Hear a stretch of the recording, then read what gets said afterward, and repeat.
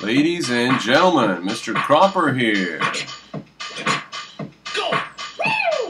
Let's talk about Anoop Verma.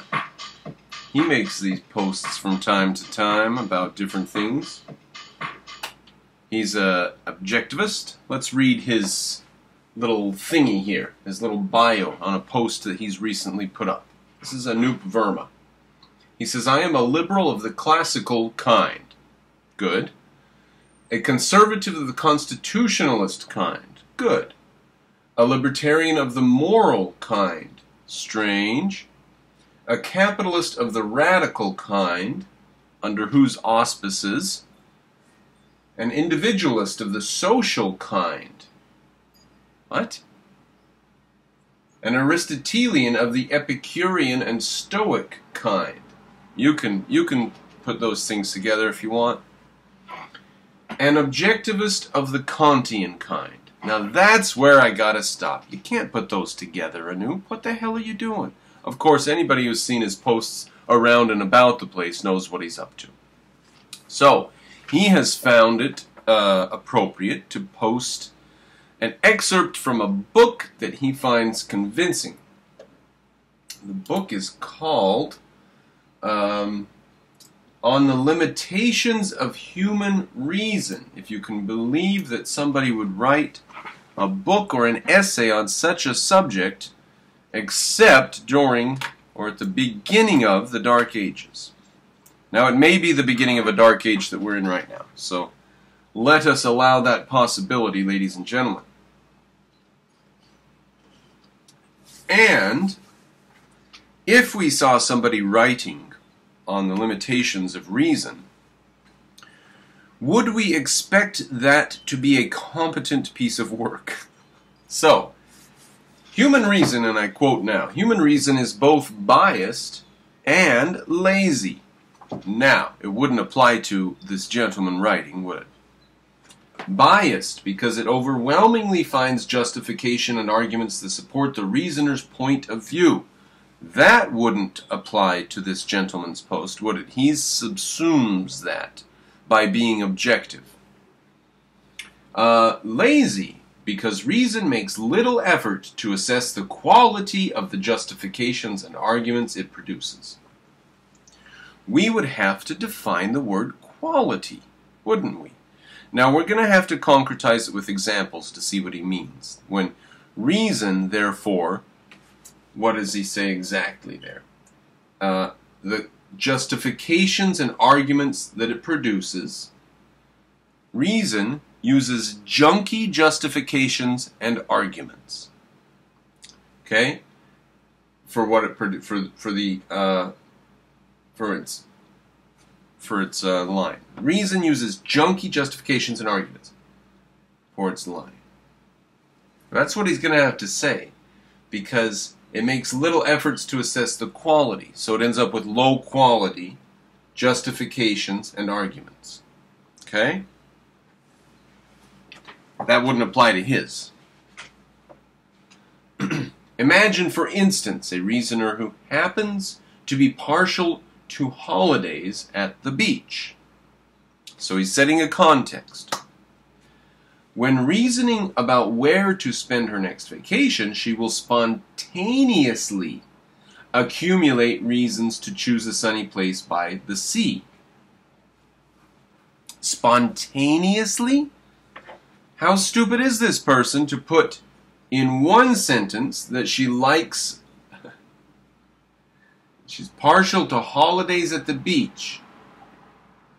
When using her reason, she will spontaneously be led to sunny places by the sea. Spontaneously, you say. That is really stupid. What's the IQ of such a person? What's the IQ of a person who finds convincing? That's a really stupid line of reasoning right there. Okay, that's not a line of reasoning. Now, a person who has no respect for reason wouldn't be careful using it, would they? Apparently not. Obviously not. We can see that they use reason about like a 3-year-old uses crayons. She was spontaneous then in choosing that. She likes vacations by the sea and spontaneously accumulates reasons to choose a vacation spot by the sea.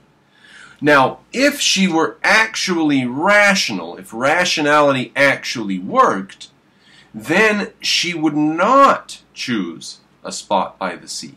She might choose some spot in the mountains, right? Is that what reason would lead her to do? Why? Why would that be more reasonable than choosing a spot where she would like to be? Well, because it just reflects her values. Right? It's subjective to that individual's desire to be in sunny, beachy places. So it's not logic or reason we're seeing. It's just her own prejudices. Do you see how stupid this line of reasoning is? Now, at the base of this line of reasoning, they simply are attacking reason. That's their only motive here, right? They're not using reason. They're just attacking reason. There's no logic in this garbage. This is utter garbage. They say human reason is limited. People with a low IQ read through it and go, I read a book on human reason is limited. How smart am I? Really? Okay. So she's accumulating reasons to choose a place by the sea, including reasons that are manifestly poor. All right. So if it leads her to take a vacation in a place that she likes, what reason would be a poor reason that would lead her to take a vacation where she likes? On what grounds would you say that's a poor reason? Well, let's just take his example. Instead of making up our own example in case we might inadvertently make his case stronger, let's use his example, which is incredibly stupid and weak. Say that there's a discount on the flight to the very place where she would like to go.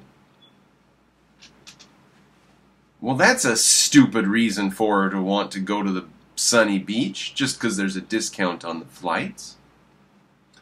When in fact the same discount applies to many other destinations as well.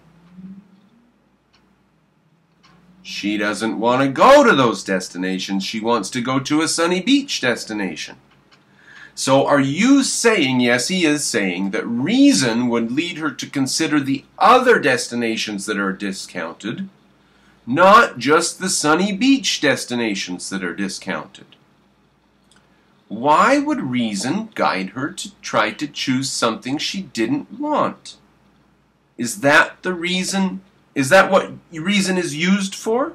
It's just to guide you in a rational way, not for your desires. Well, then what's it used for? Guide you to a rational way for what?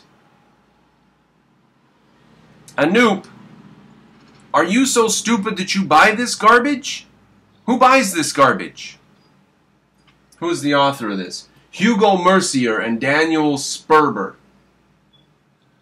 I don't know anything about the guys. I might have to look at them now. Are they incompetent college students?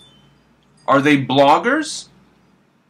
This could be a book that's in academia, for all I know. They're probably using it as a text in college classrooms.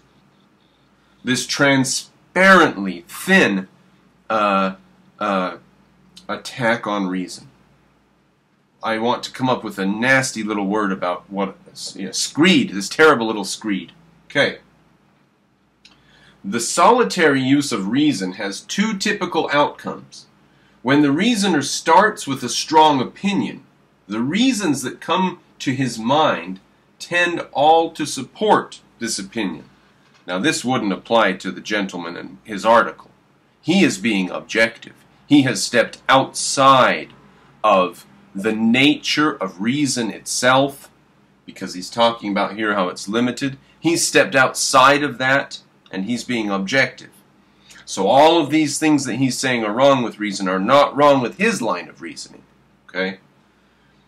So, when the reasoner starts with a strong opinion, the reasons that come to his mind all tend to support this opinion. He is unlikely then to change his mind. He might even become overconfident and develop stronger opinions. Now, wait a minute. Are we talking about reason, or are we talking about opinions? Which one's he talking about? He just drops the context of logic and reason and says, plus his opinions can get strong. Did you see his opinions could get very strong? Well, what are you, stupid? Are you lame? Well, can you follow no line of reasoning yourself? Oh, that's right, this is a screed against reason, so we wouldn't expect him to be able to follow a line of reasoning, would we?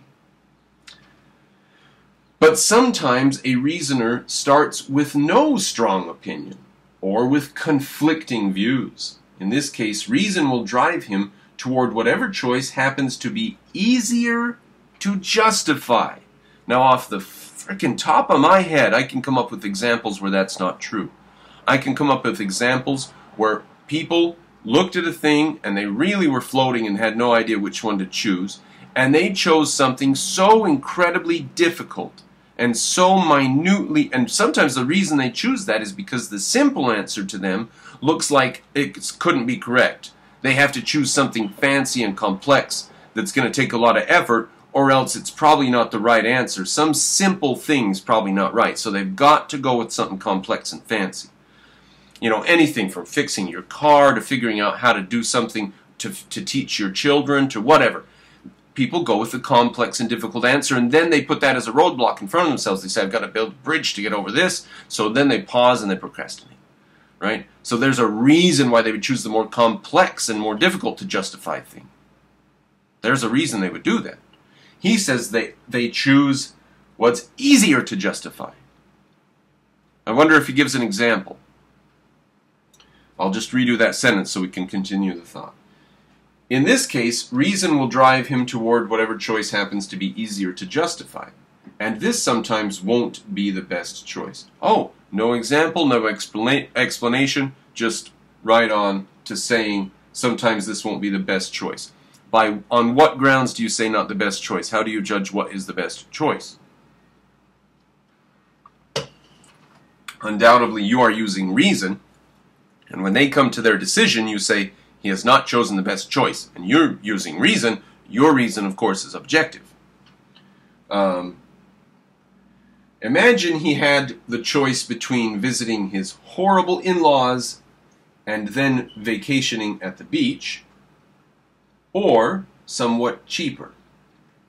Reason will drive him toward what seems to be the rational decision, taking the cheaper option. Now, I have to apologize, ladies and gentlemen. This must have been typed in by an individual, or this must be a blogger. This is not professional, because that last sentence wasn't grammatical and was a word salad. So this person has a low IQ, is not professional, is not published. And Anoop, do you buy this? Anoop, is this you writing this shit? Who's writing it? Is it Mercier, Daniel Spencer? Why was that a word salad at the end there? Okay, what does Anoop say about this? He says, I think reason has contributed greatly to our success as a species. It is what makes us special. However, we are really bad at reasoning, particularly you, Anoop, and you should speak for yourself, by the way.